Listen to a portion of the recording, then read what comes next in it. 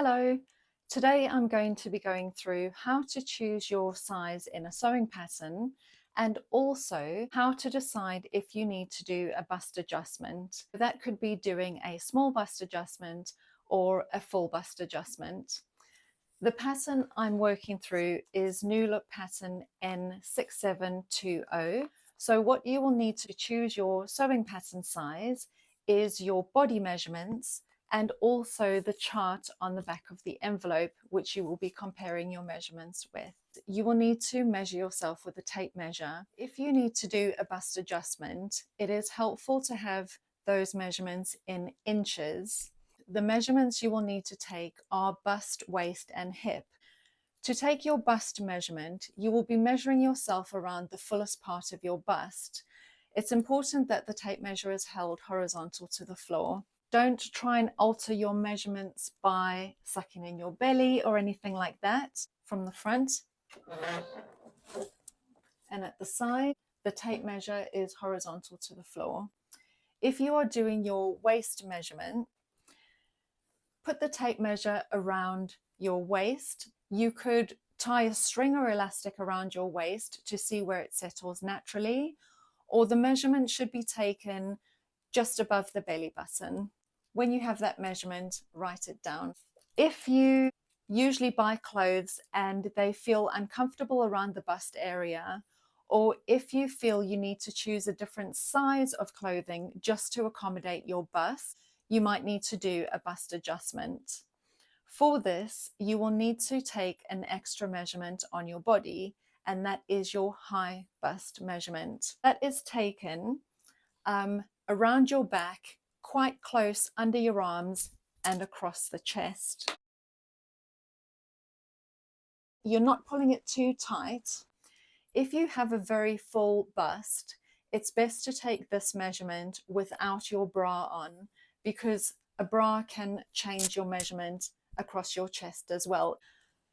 The normal full bust measurement can be done with your bra on if that is the bra that you usually wear.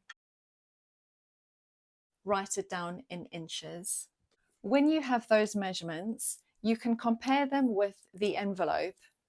See which size you fall into. Quite often people are across sizes, but you can assess the style. So this one is quite loose around the hip. So if your hip measurement is out of line with where your bust and your waist measurements are, you can go by your bust and your waist measurements. You can also work out if you need to do a bust adjustment. The majority of sewing patterns are made for a B bra cup size. If you are around about this size, it's fine to go by your body bust measurement and the pattern bust measurement. Wherever you line up, that is your starting size for your sewing pattern. If you compare your high bust and your full bust measurement in inches, if the difference is less than 2 inches or more than 2 inches, it might be worthwhile doing a bust adjustment. Some may say on the front whether they also include different cup sizes, but if they don't say anything on the front, assume it is for a B bra cup size. If your high bust and your full bust measurement, if the difference between those two is 2 inches, that is a B cup size in a sewing pattern. If you do need to do a bust adjustment, your starting size may be different, and you choose this by comparing your high bust measurement to the bust size listed on your sewing pattern. That will now be your starting size, and from there you will adjust the pattern. You can then copy out the pieces that you need, but the pattern alterations you will be doing will be on your front piece. Your sewing pattern cup size is worked out slightly differently to your bra cup size.